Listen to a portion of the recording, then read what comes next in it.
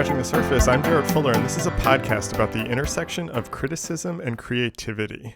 Today on the show, I am joined by the great author, bookmaker, and critic, Johanna Drucker. Johanna is currently a professor in the Information Studies Department at UCLA and has written about everything from the history of the alphabet to digital aesthetics to book culture to information visualization. But I first came to her work, like I bet many of you have also, through her writing on design history. She's the co-author with Emily McVarish of Graphic Design History, A Critical Guide, which is truly one of the best, if not the best, graphic design history textbook. I'm pretty sure it's been mentioned on the podcast a few times already, and it's one that has meant a lot to me personally. So in this episode, we talk about design history and the thinking that went into that book and how she thought about structuring that and talking about designed objects. But we also talk about writing and why she studied printmaking in college, even though she wanted to be a writer, because she wanted to be involved in every aspect of the bookmaking process. We also talk about her career as both an artist and an academic, and that balance or intersection or overlap or kind of interplay between the critical and the creative. Johanna is just so smart and so thoughtful, and this was a true honor to finally have her on the podcast. If you're a fan of the podcast and want to help support it, you can become a member for $5 a month or $50 a year. Members get an exclusive monthly newsletter that features behind-the-scenes content, links, and articles from former guests about design and writing and criticism, as well as previews of the upcoming episodes. Scratching the Surface is fully supported through these memberships, so if you like the show and want to help with its ongoing production, I hope that you would consider joining. Thank you for listening, and enjoy this conversation with Johanna Drucker.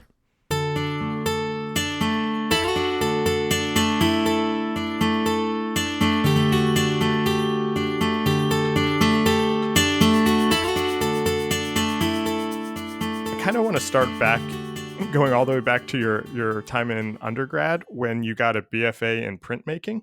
Mm-hmm. And that is actually not something that I knew before I had started preparing for this. And I'm interested in what you were interested in at that time when you were 18, 19 years old, kind of thinking about art and being an artist and printmaking. What were your ambitions at the time? What were you interested in? What was it about printmaking that excited you? How did you kind of find your way into that space? Sure. I got into printmaking because I'm a writer, and I was writing from the time I was a child. And so for me, the idea that I might be able to use and understand the means of production to produce a book was, just incredible. And when I went to California College of Arts and Crafts, there was a woman named Betsy Davids, still a friend of mine, who was a writer and teaching creative writing, and she acquired a printing press, a Vandercook proof press, for the school, first for herself, but then for the school, and began to teach a combination of studio and creative writing practice. And I thought I'd died and gone to heaven. And, It's like, as a young writer, imagine this is, 1971, 1972. There was no digital typesetting equipment. Mm-hmm. The only way you could transform a typewritten or manuscript text into something that looked legitimately like print was to have photo typesetting done or to have some kind of commercial work done. And so getting access to letterpress and being able to set my own language in type and then print it was extraordinary. It's hard to imagine now, given the amount of digital output that everyone is used to, that the legitimacy that was conferred on a text by being able to pull a piece of paper through the press and see it in typeset form was extraordinary. It was just legitimating in a way that wasn't wasn't common. And so that experience was fundamental to my identity as a writer. But then I think the other thing that happened was that the experience of handset type and of learning how to do letterpress exposed me to the physicality of type Mm, and to mm. its potential as a formal medium. And rather than merely being interested in using letterpress as a reproductive medium, I became interested in it as a design medium, but also a generative medium. So I think that was somewhat unusual, even at the Yeah. time. But I find it so fascinating, and I hope this isn't too reductive, that you uh, saw printmaking and kind of saw this work first as a means to an end for your writing, not as an Yeah. artistic medium on its Well, own. yeah, Uh, exactly. and so, did you? I guess I have kind of two questions around that. And you started answering the first one, which is kind of you realizing that this was a art form of its own, and that you kind of became interested in the materiality. But I want to talk about the writing side for a second, because you mentioned that you were writing since you were a kid. You saw yourself as a writer. You wanted to be a writer. Why did you go into printmaking? Like, what was it about the production side that intrigued you then too? You know what I mean? Sure. I think, I was a writer and I still am, it's like what I do Right, every day. right, right. But, I wanted to make books. And I think Mm, the other thing that happened was that pretty early on, even with the very first book I did in 1972, but there were a couple of broadsides before that where I became really more sensitive to kind of typographic variation and, how things worked on a page. But within a book space, it was like, wow, what is a book? Like, how does a book work? How is it right. organized? What is sequence? What's development? What are echoes, repetitions, and variations? All of these things. And it's like, book space. Most people write a text and it ends up in a book. But I would say almost Right. all of the books that I have done, with the possible exception of the very first one, which I was still not fully articulating book space, but Yeah. were books that were written to think about the space of the book, like what does a book Right. do? Right. And, that again, I think is pretty unusual. Not that many people write books. Most people write text and then somebody else designs Mm, them and they go into a book. And, I mean, there are exceptions, of course, and there's historical precedents for this as well. I didn't know those at the time. What did I know? I had read a lot of right. Henry James and, Yeah. Louisa May Alcott and the Brontes. And, they were not book designers, they were writers. So I didn't even have a sense of book design. I mean, that wasn't I couldn't have used that vocabulary at the age of 18. It just didn't have a place in my world. And I often, jokingly but partly seriously say, because I didn't even know Mallarmé at the time, but later I say, my work is a cross between Mallarmé and the tabloid press. It's Mm, like I yeah. love the Yeah. National Enquirer. It's like as a kind of graphical writing space. It screams at you, and Yeah. it understands graphical language as a way to score a text. But so gradually coming to understand what it meant to make a book and use a book space was part of the experience of the 70s for me. And at the time the term artist book wasn't Mm, really current, even mhm. if now everybody kind of tracks artist books to Rouchet in 1963 as a kind of conceptual art point of origin. We didn't think about that in the early 1970s. We did know about Right. conceptual art. I mean, my teachers were pounding conceptual art into our heads, and that Mhm. was fine. I was like, oh, ideas, yeah, ideas, and that made Yeah, yeah, sense, yeah. but we were still, steeped in high modernism. I mean, it was still the era of, Picasso and Cezanne and Rothko Mm, and Motherwell and, a tiny little handful of women artists. I mean, Judy Chicago was was made fun of. Helen Frankenthaler was like, okay, she's okay, but second rate. Nobody talked about Lee Krasner Yeah. and, the great Americans, the people who were, part of early 20th century, that whole Ashcan school and the whole documentary Yeah. sensibility discounted completely. So it was an era when the canonical, sort of paradigms were really strong.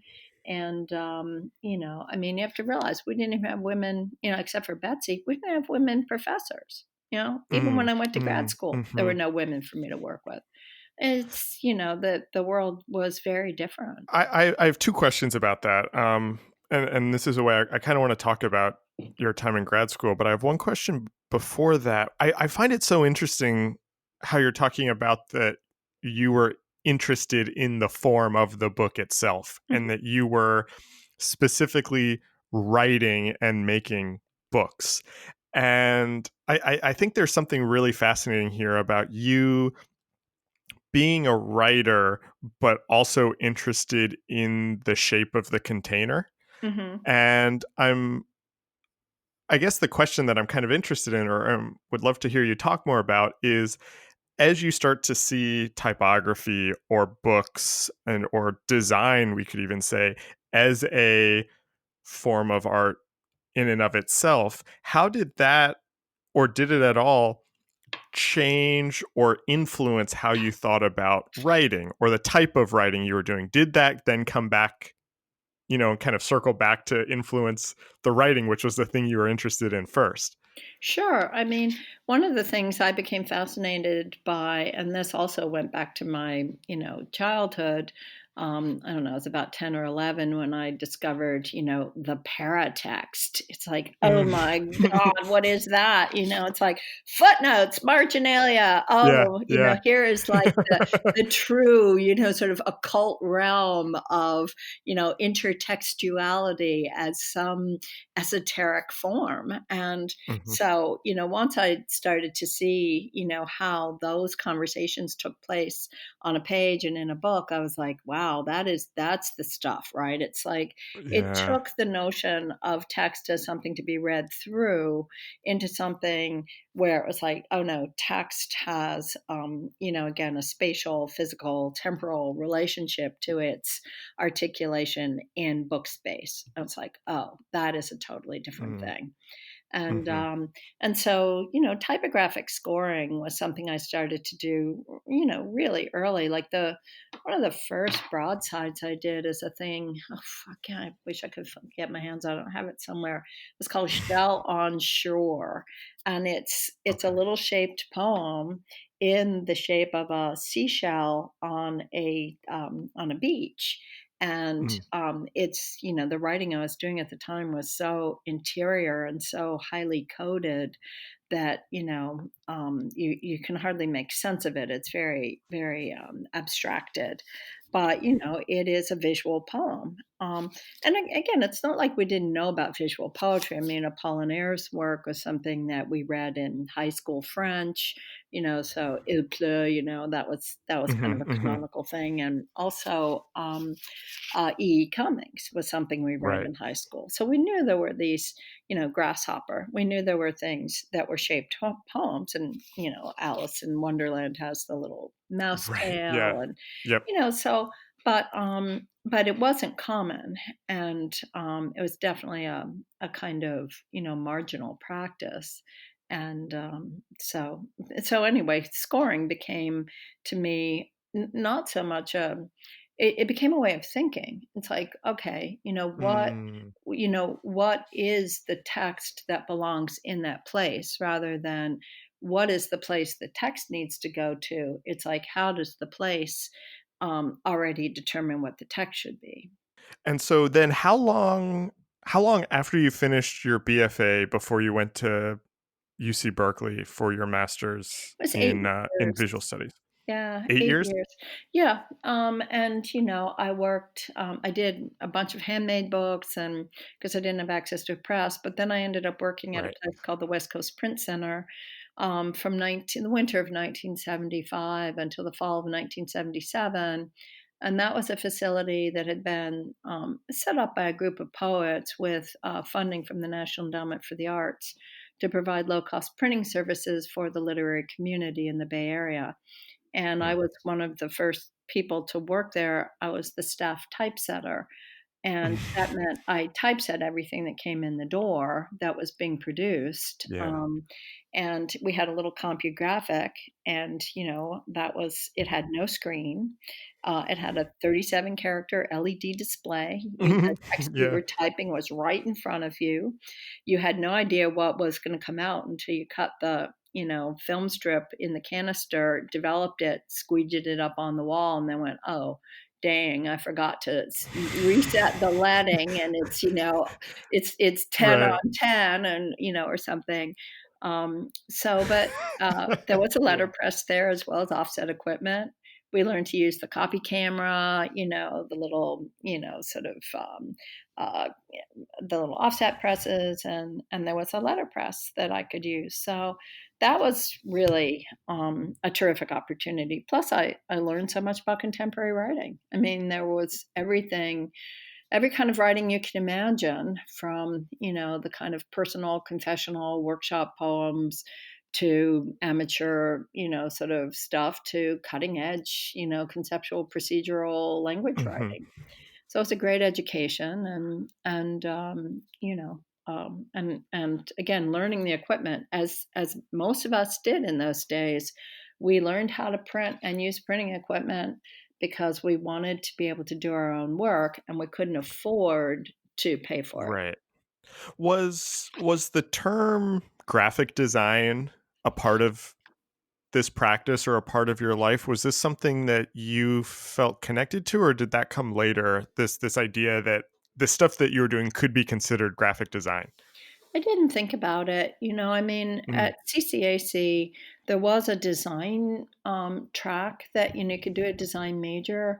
But I didn't take classes in that track because I just wanted to work in the studio. And also was really interested in drawing and learning to draw, which has always been really central to my thinking. Yeah.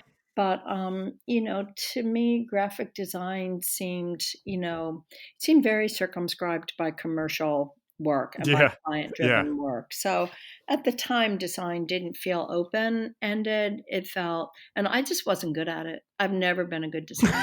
I'm not a Okay. designer. I see designers, and they think differently than I do, and I really appreciate it. But, I can design writing, but Yeah. I'm not a designer. And, when I taught at Berkeley as a grad student, and we taught the intro class for all entering environmental design students, and we taught drawing, rendering, Mm. architectural Mhm. conventions, and we also taught some graphic skills. And I was Mm. very struck by the fact that the students who were really good at organizing a surface, composing a design, were often not very good at drawing. And that it was Yeah. almost like Hmm. two different parts of the brain. Mhm. The ones who could really make something exciting as a composition often could not sit down and draw something, to render it or to bring it into being. It's just fascinating.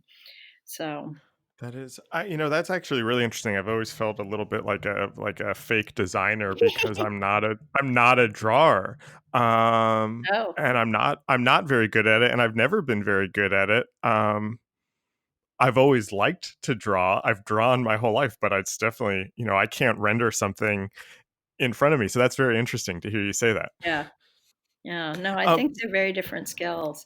So yeah, I was 8 years out of school. I worked a couple years at the West Coast Sprint Center, and then I traveled for a couple of years. I saved up, my fantastic sum of funds and managed for. I think I had about like $1,700.37, and managed to travel for 2 years on that money nice.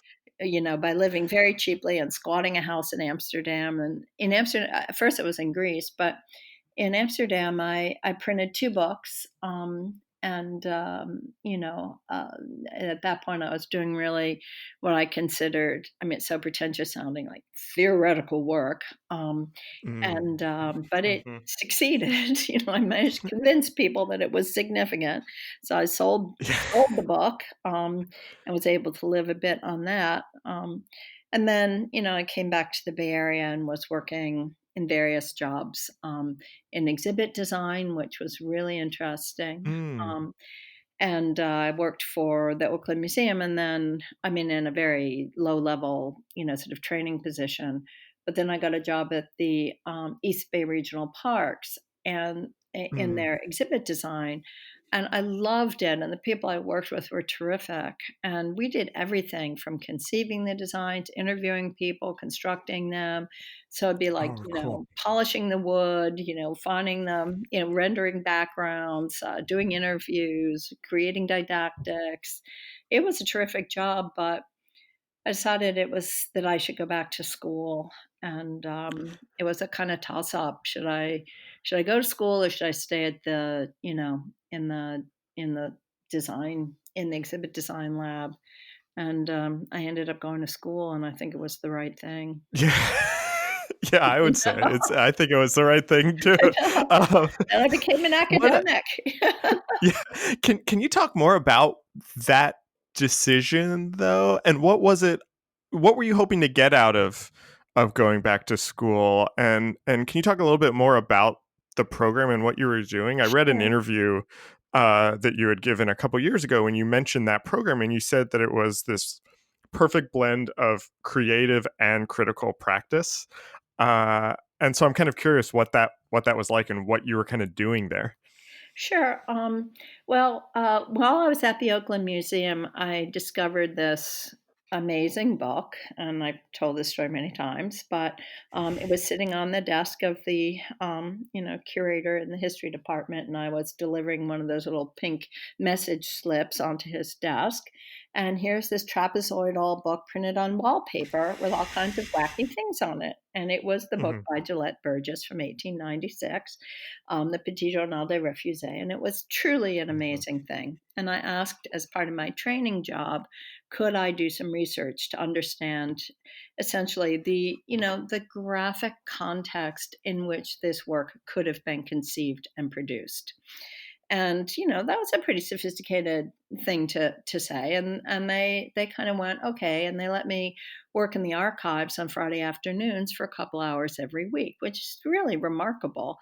And I started to think methodologically, like what is this object? How is it read in context? How is it produced? Why? Where did the graphic language come from? And I loved doing that work. And then I did a lecture about it at the Oakland Museum. And I thought, wow, this is the work I love. I really want to do this. And so I thought, well, I'll go back to school and I'll Mhm. study the history of printing and book arts because I was already still printing books. I'd printed, I don't know how many books by then, it's 5 or 6 or 7, I don't know.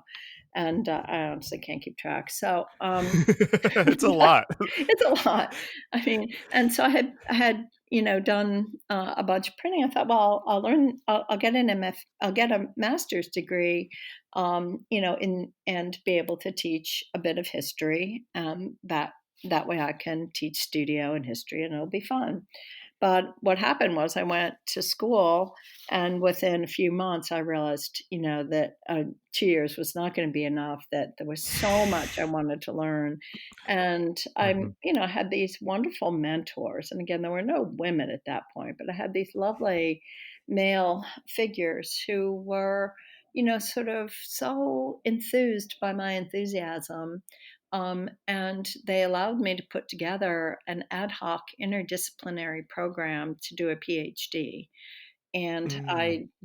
so it was really an independent study PhD.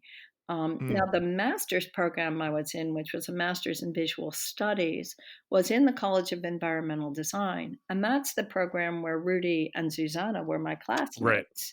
Right. And, they were, Susanna was beginning to look at, sort of graphic design, at, digital type design, because by then Right. this Yeah. was 1982, 83. She had gotten, well, it's about 82. She had I think like a Lisa or a Matt, God knows what novel it was.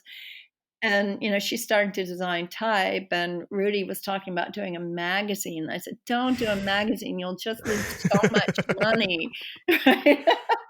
Yeah. So, again, never take advice from me, I'm like the worst. And, but the masters, didn't have a PhD in sequence. And so,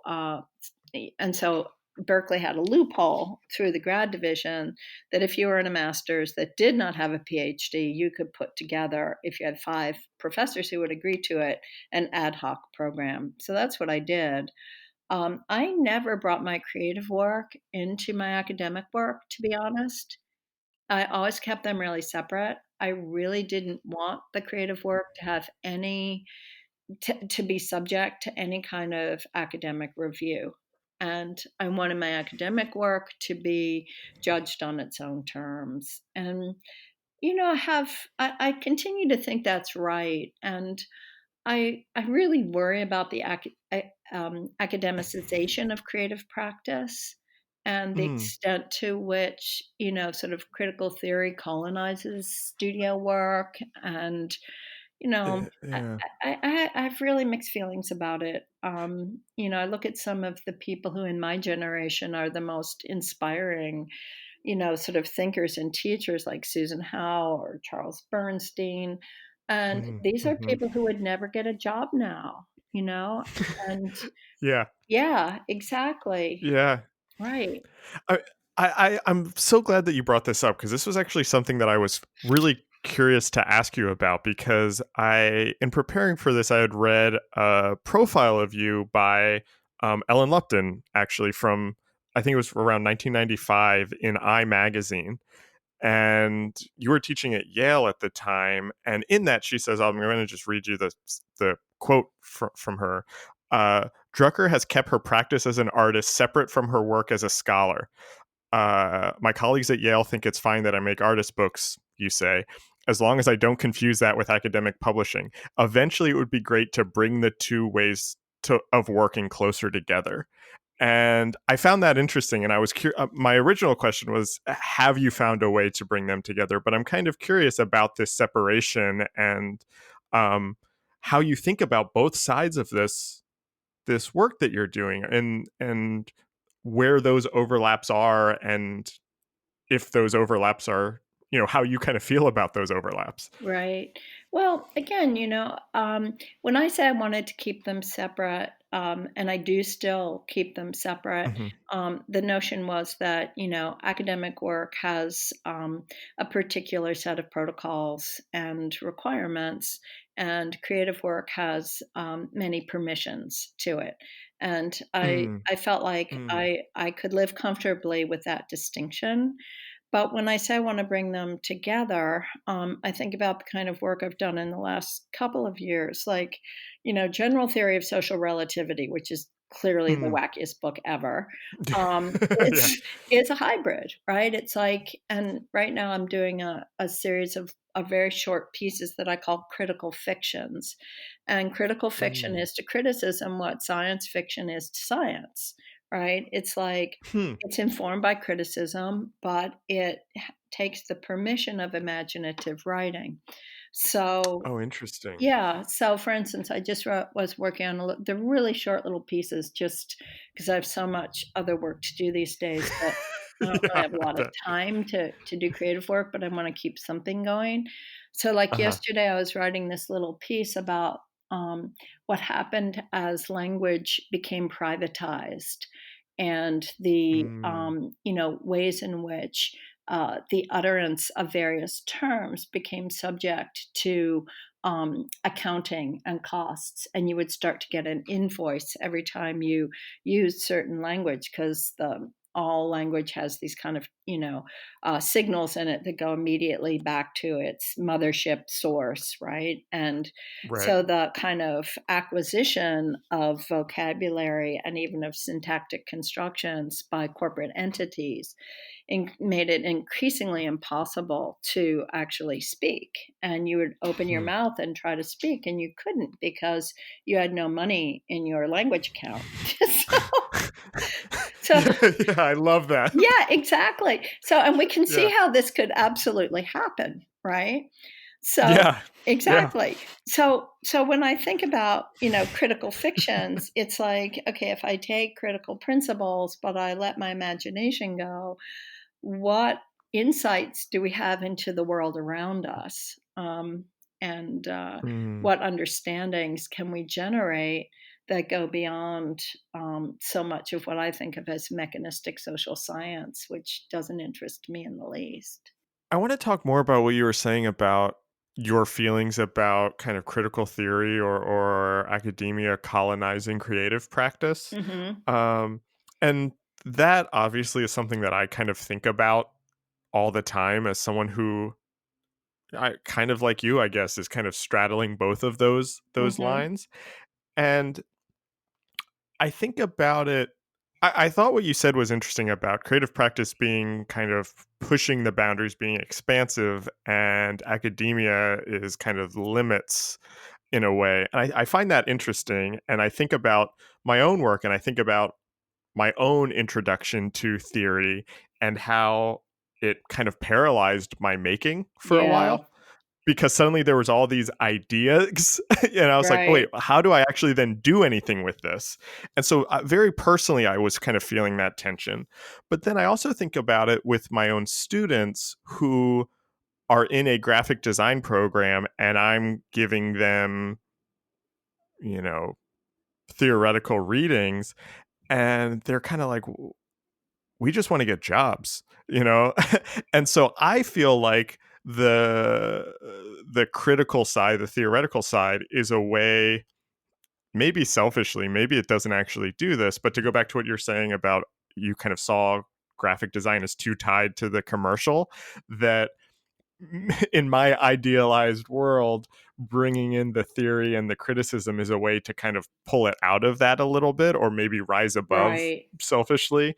Um, and I don't know if it actually does that. And I kind of just want to hear you talk more about Sure. your thoughts around this. Sure. Well, let me go back first to one of the first things that you said. And just to clarify, when I say that, academic work is constrained in certain ways, what I'm trying to point towards is that if I'm going to write an academic sentence, and this became clear to me right away in grad school, I have to be accountable to the history of, the discourse in that field. I can't just make a statement. I have to know, is it legitimate? Can I support it? Where is the evidence? Every piece of argument is part of a long cultural history. And at first, I found that like overwhelmingly paralyzing. And as I'm sitting here right now, I'm working on this, Jesus, like monster book I've been working on for basically 40 years. But it's this historiography of the alphabet, right? Which it's just a Mm, monster. And it's like, yeah. the amount of citation, the weight of citation is so heavy that I can barely lift a sentence, right? It's like, "Argh." um, and with Hmm. creative work, I don't have that obligation. I can make a Right. statement like language became privatized and we all had to, open accounts, and like I don't have to cite anybody for that, right? Right. So Right. so that's really the distinction I make, is the responsibility that you have in academic writing, Right. to the discourse.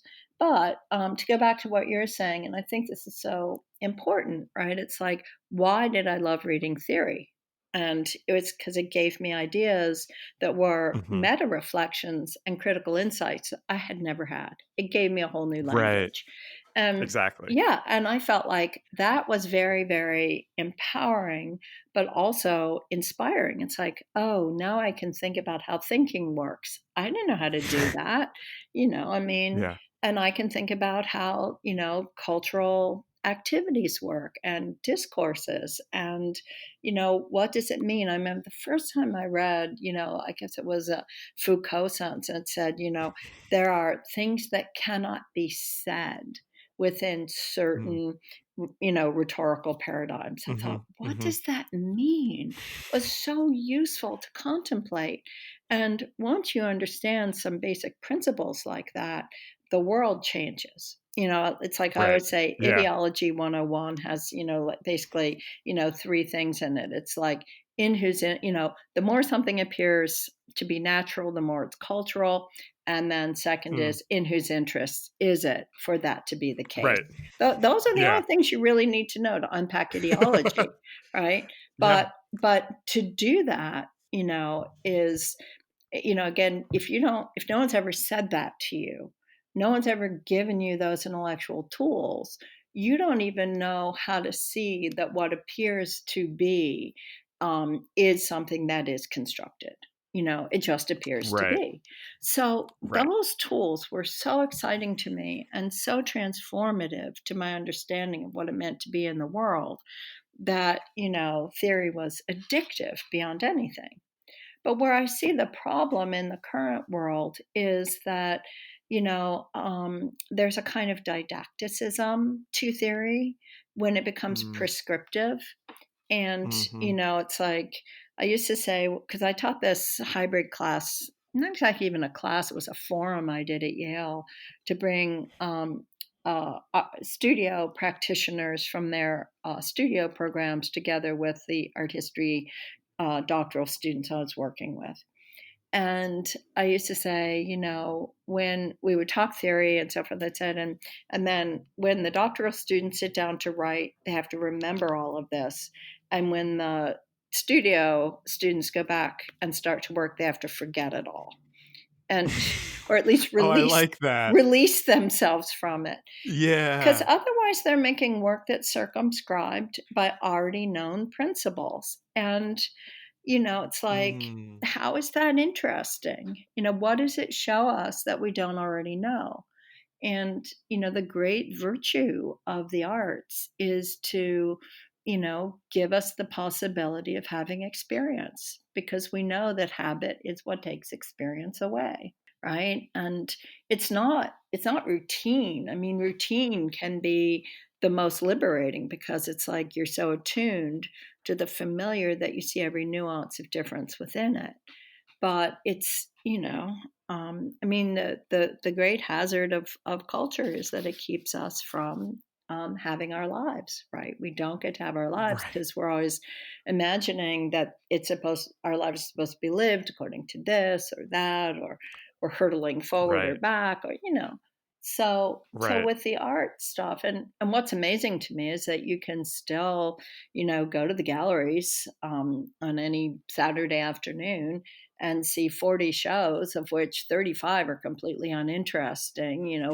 Three are sort of Mhm. something, and one blows your mind, and you go, "Wow, Right. wow, that is really interesting. That really is, thought in form that manifests itself in a way that makes me see the way I see differently." Like, wow, Yeah. how's that happen? Yeah.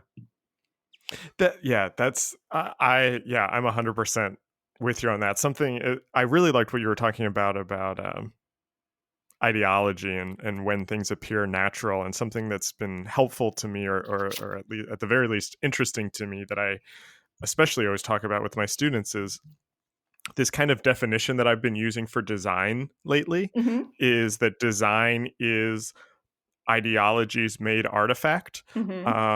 That it is kind of taking these particular ideologies, point of views, ways of looking at the world, and making them real by creating, giving them physicality, giving them Right. something concrete. Uh, and that's been a way for me to help kind of think about the work that I do, not as a writer or a theorist or an academic, but as a maker. Yeah. As that's been a way that's been helpful. And I didn't mean to exactly kind of connect this to your graphic design history book, but you have something in there where you say that graphic artifacts always serve a purpose or contain an agenda, Yeah. no matter how neutral they appear to be. And I would love to maybe kind of turn this conversation to history a little bit, Sure. and to that graphic design history book, because I love that book so much. It's my favorite design history book. It's come up on this podcast many times. People recommend it, guests recommend it often. And something that I've been thinking about a lot lately and talking to a lot of people on a lot of recent episodes is how we talk about design history.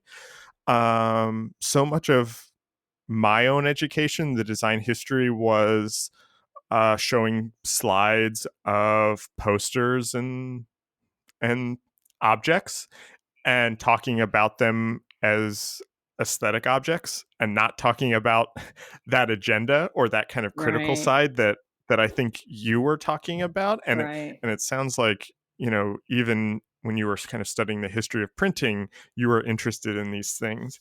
And I'm interested in how you think about, when you were putting that book together, and even just generally looking at these objects throughout history, how we talk about them as not just aesthetic objects, as not just things to look at, but as pieces of culture that mean something bigger. No, I mean, I think the question really is, how do we think about graphic design? And is there something, specific, the history of graphic design, is there something specific to that history that requires methodological shift from the ways in which art history, which is kind of the Mm-hmm, model on which graphic mm-hmm. design history was based, a shift away from that model? And I just want to tell you a couple little things about that book. First of all, I love that book. And I love that book because I did it with Emily McVarish, and Emily is a consummate designer. Now, that woman is a Mm, designer. She's also a writer and yeah, a thinker. But that book is so beautifully designed. yeah. And we did something unusual with that, because typically when you write a textbook with a big textbook company like Pearson Prentice Hall, you go to them with an idea, you develop it with them, and then they publish it. And I had said to Emily, I want to do this book the way we want to do it, and then we'll find someone to publish it. Mm, And that was a perfect example of our being able to write to the page. So if you look the way the writing works in there, it is structured to go with the images and to create a rhetorical form, in the way right. that the phrasing works and the chunks work and the images work. Mm, So I think designers, we were thinking very much about young designers and students who are not going to read long bits of, long parts of the text.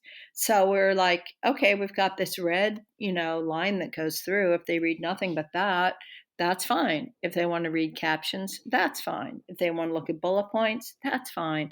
And so we were really trying to think about different kinds of reader experiences in structuring that work. mm-hmm, And also, a joke, and this is kind of a joke now between me and Emily, but when I started that project, and I had done a class at Yale called Critical Dialogue: The Intersection of Modern Art and Design, that was the kind of first mm, iteration of a lot of that thinking.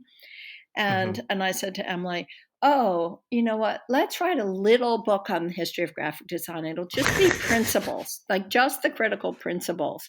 So if you look in that book and you look at the principles that are at the beginning of each chapter, that was sort of what Yeah. I thought we were going to write, and then a little gloss on those. And poor Emily, Oh, she that's said, funny. I know, she said yes to me. And it's like we got into this thing. And again, it was a monster. And but but I think so I love that book in many, many ways, but I think in other ways it failed to do something I really wanted, which Mm, was to try to demonstrate, because it's so hard, which was to try to demonstrate that works.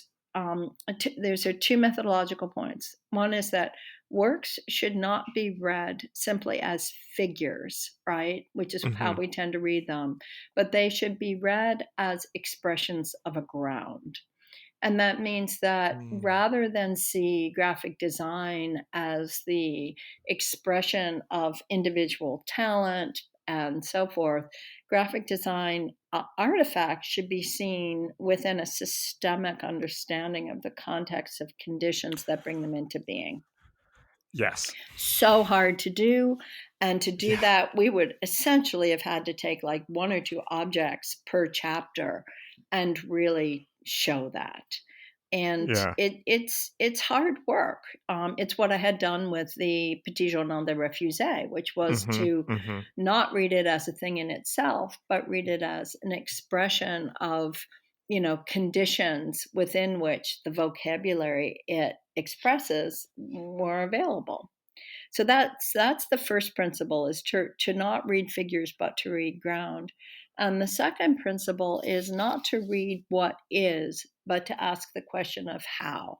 And we know we do this all the time with our Mm. students, right? It's like you don't say, Mm-hmm. what does the poem mean, or what does the artwork mean, or how does it look, but how does it do the work it's doing? What is its rhetorical operation? Right. How does it do it? And they can't get there. It takes them a really long time to understand that, there's a set of performative dimensions to all Yeah. aesthetic artifacts. It's really, really difficult. Mm-hmm. So those are the two methodological issues, and I'm not sure that we managed to do that in that book, to the extent that I would like to. But we did, we tried. And honestly, I think that Emily's design does a great deal to push that forward by the ways in which the works are put into dialogue with each other in the Yeah. design of the book. So always feel really good celebrating that book, because I feel like it's really Emily's work that I'm celebrating. Writing, I mean, I Yeah. can write, you want something written, like give me an hour, but so, Yeah. You have me thinking about a lot of things right now. I think what you're talking about the figure in the ground uh makes a lot of sense to me. And that one seems a little bit, I don't mean to say that it's easier, but that one I think is easier for me to wrap my head around how one would do that mhm, than the what, not what is, but how. I find mhm, that question very interesting, and and the reason I find it interesting is because it so nicely puts into words something that I struggle with my students all the time. Is I've been trying to think about how to do that, but I didn't have the kind of language that you just put it into. Um, how do you do that?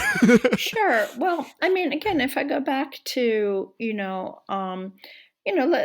let's take an example that, is familiar enough that we could work with it. Like, let's take the famous Doyle, Dane, and Birnbach, VW ads, right? Mm, And mhm, it's like mhm, everybody knows them, right? And mhm. and so forth.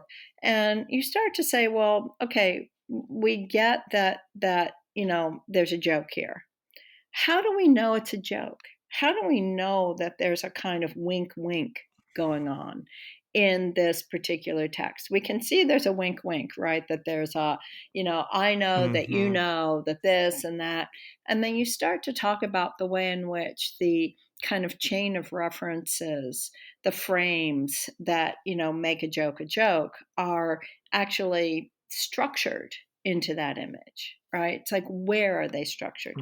How is that Mm. indicated to you? How do you know how to read this? And it's like, well, there's something about the way the type is, the large size type is used as a kind of, blunt statement.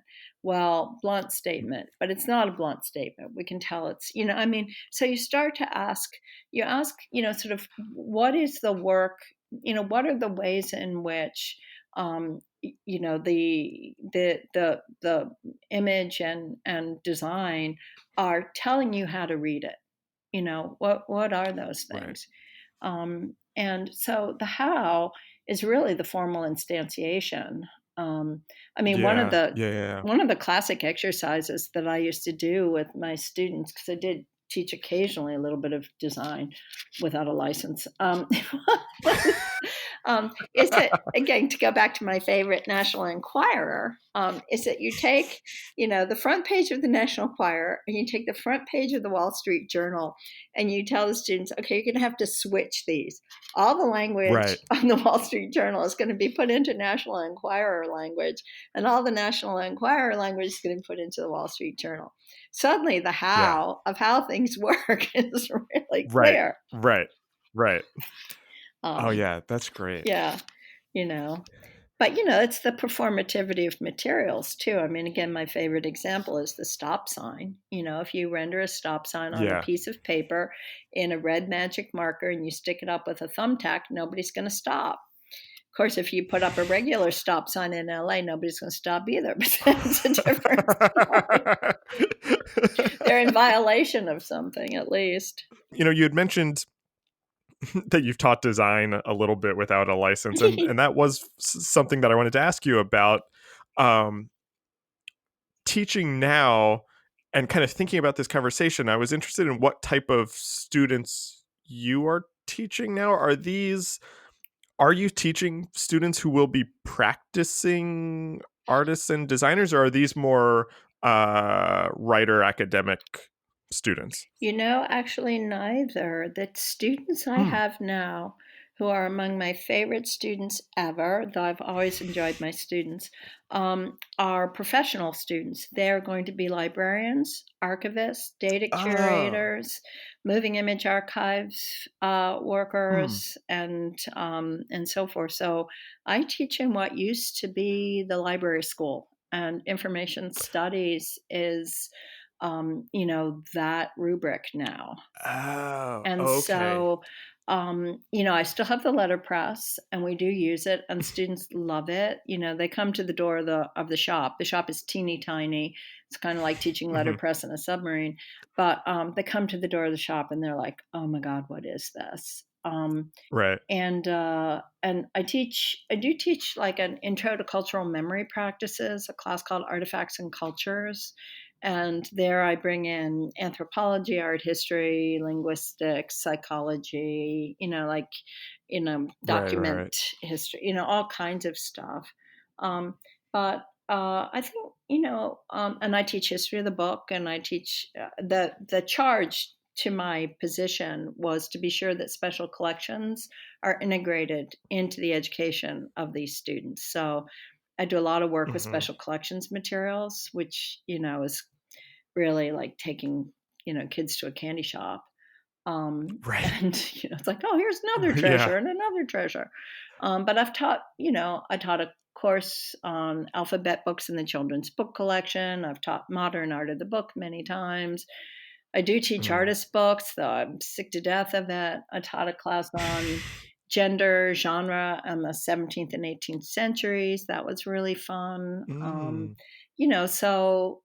And that was really great. It's like, how can you see gender inscribed in genres and in Yeah. design? And so that was great. And so I teach, and I teach a lot of work on visualization. I do the data Right. information and visualization stuff. But this quarter, I'm also teaching a class that I'm really excited about, and maybe it's a topic we should touch on as we're coming to the end here.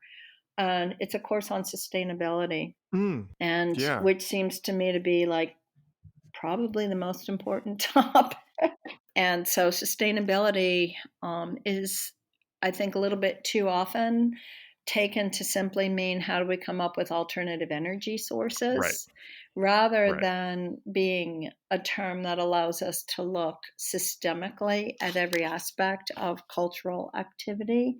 And it's not Mhm. just our massive dependence on fossil fuels, which is, of course, leading us into catastrophic global conditions, but it's all the other things that go along with this that have to do with human rights abuses and labor abuses and, exploitation of natural resources and the destruction of habitat and species abuse and the kind of problems of replenishing labor supplies in a condition where education is increasingly threatened and what do we do with conservation? What do we do with historic buildings and sites? So Hmm. sustainability to me touches on every single human system, because the basic definition of sustainability is a system that replenishes its resources as quickly as it uses them.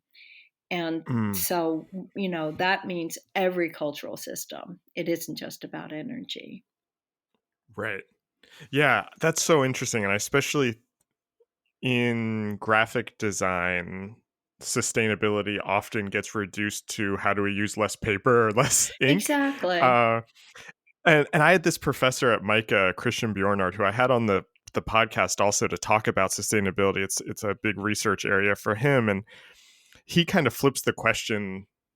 And I think about this all the time: is sustainability, what we should be asking is, what are the things that we want to sustain? Hmm. And I find that to be an interesting way to think about it. And Yeah, it makes it more than just, well, let's use recycled paper. Let's use exactly. less ink. Let's not print as much. It becomes much more about the system and the culture around it of Yeah, what are the things that we want to last, to replenish themselves in that the yeah, definition that you said. So what kind of students are you teaching this to? This is for the yeah, librarians, yeah. I'm doing archivists. it That's within so the interesting. information professions because, again, I mean, Mm, just people often are aware but in denial about the costs of their own undertakings. yeah, And, yeah, we're all complicit. We're all hideously yeah. complicit. And, people have this idea that, oh, we'll digitize things and that takes care of the problem. And it's like, okay, more pollution is generated by the server Right, farms, in right, London right. than any other aspect of the city's activities. And so, how do we deal with this? How do we get real around, these issues? And so I think the first place we get real around them is education and becoming aware. Hmm. But as you were saying, I think we have to really face some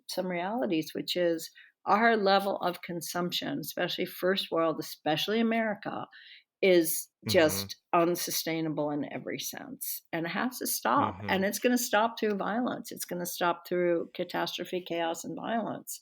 And it didn't have to. It could have stopped through, rational Yeah. behavior and correction, but that didn't happen. And now it's, we're in the worst place in my lifetime. I mean, it's terrifying on a daily basis. Yeah. And there you are, with a young family and thinking, Yeah. right, what's ahead. um Yeah. yeah, so Yeah. I think design has a real role to play in this, because I think redesigning the world is our Right. challenge. Right. It's a design problem with an ethical Yeah. core. Yeah. You're exactly right. And I try not to be one of those people that's like, oh, design can save the world. Design, everything is a design problem. But if we think about what we were talking about earlier as design being a ideology made artifact, what is the ideology that we need to make artifact right now? It's that the world isn't in a good place Right. right now. We need to shift that. And if you think about it that way, it is a design It problem. is. It's a fundamental design problem, which is, again, not thinking instrumentally about how do we solve the problem. It's instead an intellectual and ethical issue, which is how do we Hmm. rethink what the problem is, so that as we begin to to design the world differently, we're not thinking about solving a problem. We're thinking about restructuring our fundamental relationship to the ecosystems, of the world around us. That's very, very Mm. different, right? And Yeah. so where I say I'm Yeah. against kind of instrumental understandings of sustainability that simply say, well, we'll do this and that will change that. It's like, no, it isn't that simple. It requires a rethinking of the fundamental understanding of what it is to live as a living creature, as part of living systems. And Right. it's a huge problem. And the first thing we have to do is stop thinking that human beings are other than the rest of the living planet. Right, right, right. So, Um, at the risk of not ending this conversation on like the darkest note, I have two more questions. sure. One kind of connects back to what we were talking about when you were talking about your students and teaching, and kind of connecting to what we were just talking about, because I feel like the theme of this conversation is this intersection of the creative and the critical, the artist and the academic, the practitioner and the theorist. And what kind of struck me throughout this conversation is that you, at a very early age, saw yourself as a writer. You wanted to be a writer. You were interested in words, and then you went into printmaking, into design, into typography because you wanted to take this content. I don't mean to use such a kind of cheap sounding word. The stuff that you were making, you wanted to put the container around it. And I am kind of the opposite of that. I was really interested in the container, in the design side. And then the more I got into that, I went the other way and wanted to make the stuff that went inside it Mm-hmm. also. And I was kind of curious about, and we started talking about when we were talking about students, is kind of, as both of us coming from opposite sides, how does that mean that we kind of approach it in a classroom setting differently? You know what I mean? Mm-hmm. Well, I guess, Do you have a thought on that? sure. I don't actually, to be fair, I don't actually think in terms of container, and partly Mm. because one of the things about the books I've done is that they, it's not like I have content and then I put it into something. It's like the process of developing the content comes along with developing the form. So it's really Right. a dialogue back and forth. And, like one of the classes I teach, and I've done this, both in a university setting, but I've done it in other settings, is I teach a class on graphic novels and Mm. getting people to make their own graphic novels. And I'm not a big graphic novel reader, but it's really really fun to take people who have almost no background in drawing or design Mm-hmm. and Mm-hmm. work with them to develop a vocabulary of their own, right? So like the first exercise is like, okay, you have 3 minutes, draw a character. There's not, Mm. no preparation or anything, just draw a character. Like, it doesn't matter what it is. and Mm-hmm. um and so then everybody draws something interesting.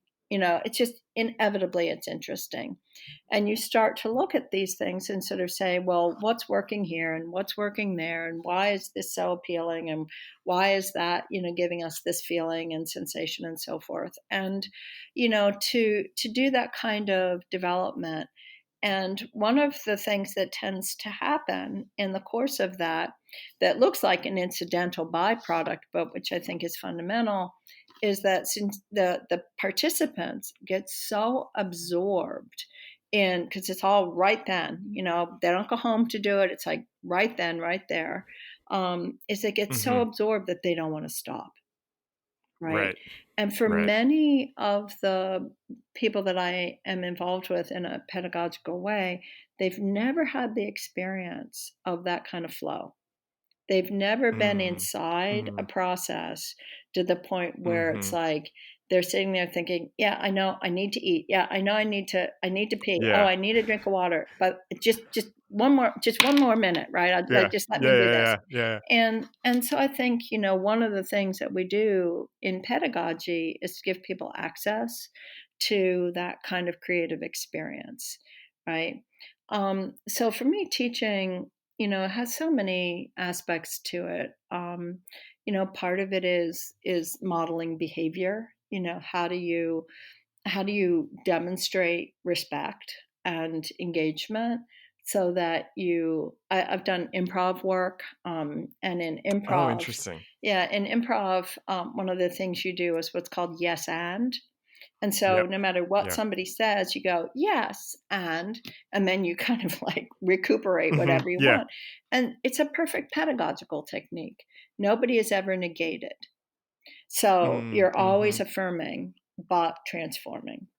And so I think, there's so many aspects to, again, to teaching. And it's true that the students I'm working with now they're grown-ups, they're coming back to school, they're getting a professional degree, they're juggling families and commutes and jobs and so forth. They're highly motivated. And, they will also face exactly the dilemma that you've described, which is they will be reading critical theoretical materials that offer alternative ways of approaching their work. And then they will go to work and need to perform rote Right. tasks Right. according to institutional requirements. And then the question is, how do we make change? Where does change occur? So they are grappling with that all the time. And our program has a very strong social justice mission. And so for Mm. students to try to think about, well, how do you actually, make that happen is non-trivial. But it starts Right. with having Yeah. affirmation towards that as a goal. So I think I feel very, very privileged to have these students and to work with them. And it's been a great, like, as a kind of end of career constituency to work with. I really, really like it. There are Yeah. design media art students that I work with some, but not quite so much. And then, of course, we have doctoral students in our Hmm. program who are, doing work that's, theoretical, historical, Hmm. and it has, academic dimensions to it. My last question, I'm just kind of curious. Hopefully, this is a little bit of an easier, shorter question. I'm just curious what you're reading right now. Oh, I just read a really interesting sci-fi book Mm. called Rosewater, written by a Nigerian author. That was lots of Mm. fun. And now I'm reading a book by a French guy who it's called Les Rêves de Norbert Wiener, and it's about the fictions that Norbert Wiener wrote that have not been published. And Mm. then, I don't know, sitting on my desk is A Universal History of the Destruction of Books. That's cheery. I have another one called De-Accessioning and Its Discontents, which is a book on de-accessioning practices that used to be taboo. Mm. I read the New Yorker and, the New York Review of Books and the New York Yeah. Times, and I'm a hopeless news junkie. I wish I Yeah. weren't, but I'm endlessly refreshing my feeds to see whether Brexit is going to be avoided, whether Right. there's still life on Earth, Uh-huh. and whether you can get around town today since the monster was here visiting. So Oh, right.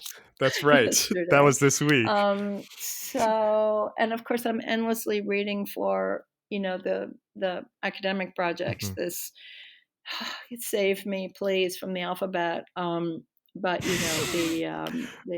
the body of literature on the alphabet.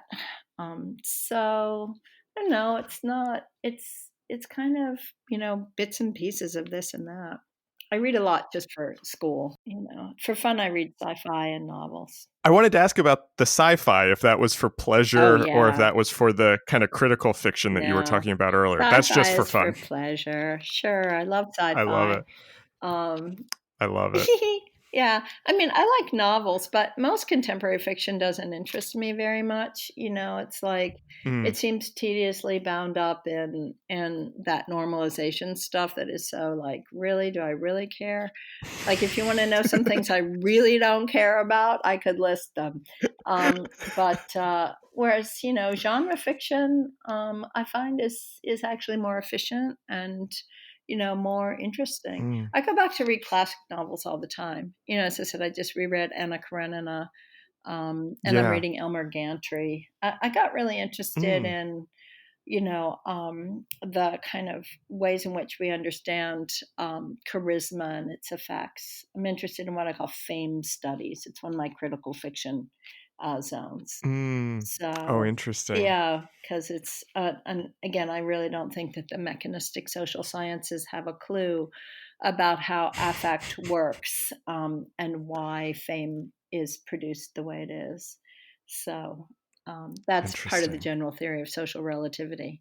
As I said, the Yeah. weirdest book in the world. Yeah. I think that is the perfect way to end this conversation. Johanna, this was so Oh, fun and good. interesting Well, for thank me. you.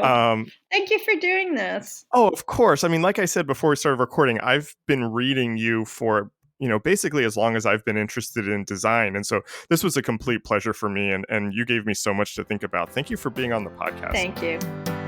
This episode was recorded on September 18th, 2019. Our theme music is by Andy Borgasani. We're on Twitter and Instagram at Surface Podcast. You can find us wherever you get your podcasts and at scratchingthesurface.fm.